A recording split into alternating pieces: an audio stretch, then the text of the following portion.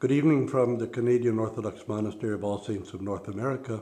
And this evening we have as our special guest His Grace Bishop Irénée of Quebec City and the Vicar for all of Canada for Archbishop Seraphim.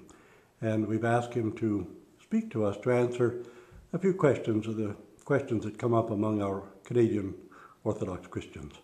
Bloody Irénée.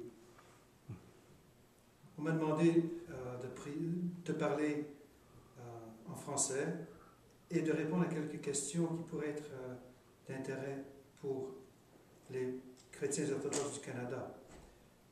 Je suis reconnaissant au Père du monastère de tous les saints à Doune en Colombie-Britannique pour cette occasion de m'adresser à vous. La première question est, dans quelles conditions existe l'Église orthodoxe au Québec? L'Église orthodoxe au Québec est très concentrée dans la région de Montréal.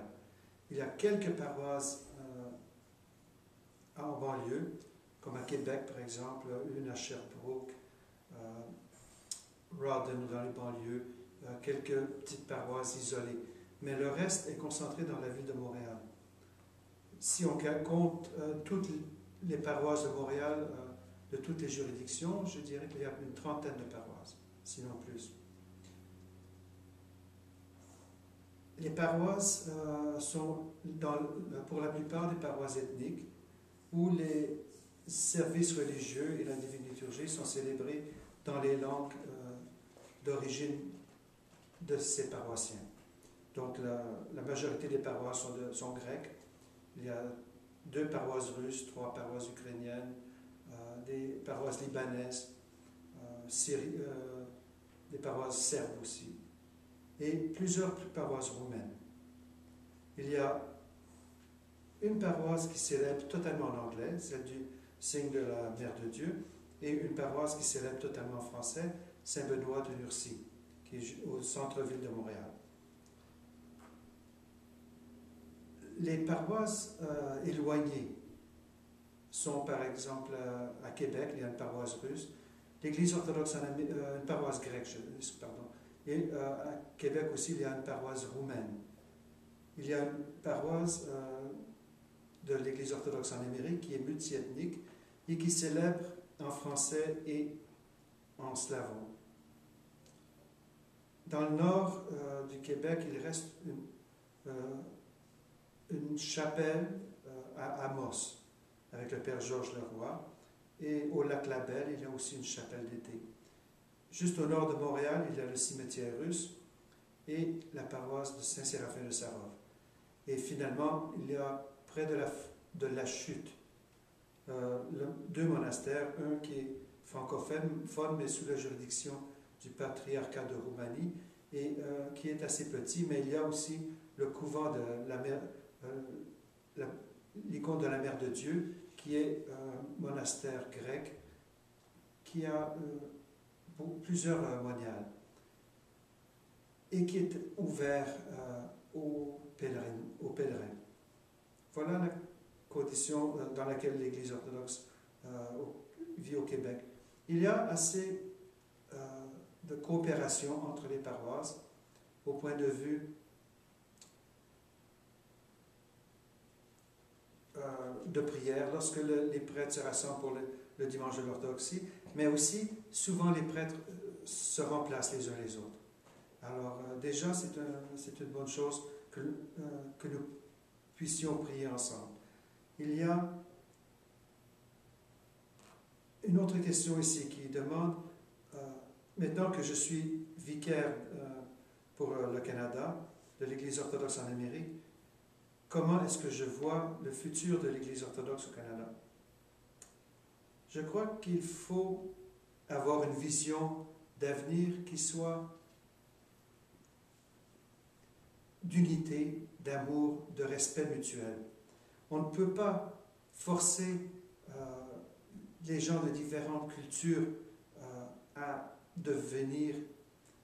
oublier leurs origines. Cela se fait avec les années, avec le temps. Il y a une certaine assimilation qui se fait dans la société d'accueil. Mais durant ces générations-là, il faut accepter le fait que nous soyons différents. La plupart des orthodoxes, aujourd'hui, viennent de pays différents et donc ont des paroisses où les services sont dans les langues d'origine. Mais il faut avoir une vision d'avenir, réaliser que l'avenir n'est pas dans ces paroisses ethniques-là, mais dans une unité dans la prière, une unité dans l'amour et aussi éventuellement une unité administrative. Il faut pour ça réaliser que l'orthodoxie n'est pas réservée à un peuple comme tel, mais à tous les habitants de la terre. Il faut avoir une vision missionnaire, être capable de vivre sa foi et de cette façon-là de témoigner de sa foi. La foi, ce n'est pas quelque chose qui se vit juste le dimanche matin et ensuite on oublie. Il faut que notre foi fasse partie de notre vie quotidienne. Et en faisant cela, c'est sûr que, comme le dit saint Séraphin de Sarov, si nous acquérons l'Esprit Saint, si nous nous sanctifions nous-mêmes, alors 1000 personnes autour de nous seront sanctifiées. Voilà la seule façon. Il faut approfondir notre foi, la vivre intensément, la vivre pleinement, dans la joie et l'amour, et de montrer aux gens autour de nous qui nous sommes, par l'amour que nous dégageons, par le bien que nous faisons autour de nous. L'Église au Canada, ça doit être ça. L'administration, l'unité administrative, ça viendra avec le temps, par la grâce de Dieu, mais commençons à nous aimer les uns les autres, commençons à travailler ensemble, à prier ensemble, et à faire des œuvres de charité, et à construire des choses ensemble. On me demande ici si j'ai des conseils particuliers pour les prêtres au Canada. Les prêtres au Canada, le Canada est un très grand pays. Depuis Terre-Neuve jusqu'à l'île de Vancouver, il y a 5 zones horaires.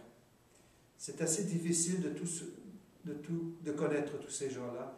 Il y a des différences de langue. En plus de l'anglais, du français, il y a aussi les langues d'origine de nos paroissiens. Donc c'est assez difficile d'avoir cette vision d'un grand archidiocèse, d'une grande église orthodoxe au Canada. Mais si localement, nous commençons à avoir un peu de respect les uns pour les autres, être prêts à nous entraider, à nous écouter, à partager ensemble. Alors déjà, nos paroissiens vont suivre notre exemple. En ce qui se concerne les laïcs, je peux simplement dire qu'il faut se concentrer dans l'acquisition de l'Esprit Saint, essayer de participer pleinement dans la vie de nos paroisses. En faisant ça, nos paroisses se renforcent et deviennent elles-mêmes témoins de la vérité de l'Église, du message évangélique que le Christ a laissé à ses apôtres et depuis les apôtres jusqu'à aujourd'hui. La foi orthodoxe n'est pas une foi pour certaines personnes, c'est la foi pour la terre entière, pour l'humanité entière. Devenons disciples du Christ, chacun selon nos forces, avec les talents que Dieu nous a donnés. Ne nous renfermons pas sur nous-mêmes. Ne soyons pas contents de conserver la foi, mais soyons prêts à la partager, à la donner et à la vivre avec nos frères. Voilà le petit conseil que j'ai. Je vous demande vos prières, je vous demande l'aide surtout maintenant pour notre assemblée qui aura lieu à Victoria. Je demande les prières de tous ceux qui m'auront écouté pour que cette assemblée aide à faire progresser la foi orthodoxe au Canada. Je vous remercie les pères aussi.